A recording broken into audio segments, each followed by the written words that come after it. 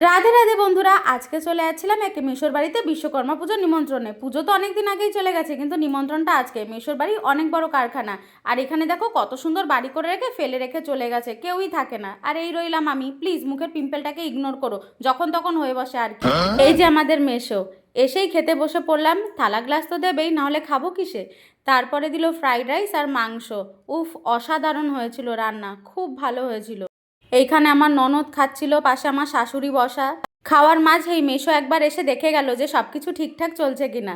তারপরে আমরা খাওয়া দাওয়া করে বাড়ি চলে আসলাম। এখানে আসলো আমার মামা শ্বশুরের মেয়েরা, সব ননদ, আর ওই যে আমার মামি শাশুড়ি।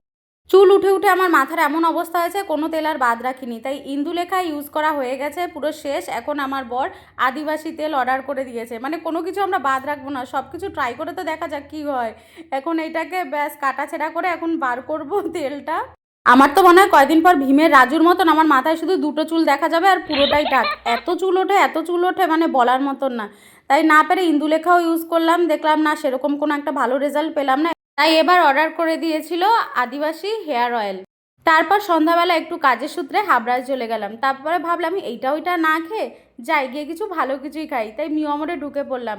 এখানে তো কাজ চলছিল অনেক দিন ধরে, তারপরে আমাদের এই প্রথমই আসা হলো। এই যেমন বর এটা ওটা দেখিয়ে অর্ডার দিয়ে দিচ্ছে। আর সত্যি আগে মিয়মরের ভিতরে সেরকম একটা জায়গা ছিল না, এখন অনেকটা বড় করেছে জায়গাটা, আর খুব সুন্দরভাবে ডিজাইন করেছে। চলে গেলাম কেকের সেকশানে নানান রকম কেক দেখার জন্য। দেখে তো মনটা ভরে গেল, সামনে দরকার তো তাই। এরপরে আমাদের অর্ডার দেওয়া খাবারটাও চলে আসলো। ওখান থেকে খেয়ে সোজা চলে আসলাম এই ড্রাই ফ্রুটের দোকানে। আমি যেতে যেতে অলরেডি ওর কেনা হয়ে গেছিলো, এখানে বিল পেমেন্ট করছিল ও। আর আমরা নিয়েছিলাম কিছু কাজু, কিছু আমন্ড, কিছু আখরোট, আর হলো চিয়া সিড। যাই হোক, তোমাদের ভিডিওটা কেমন লাগলো জানিও, আর ভালো লেগে থাকলে লাইক কমেন্ট শেয়ার করে পাশে থেকো।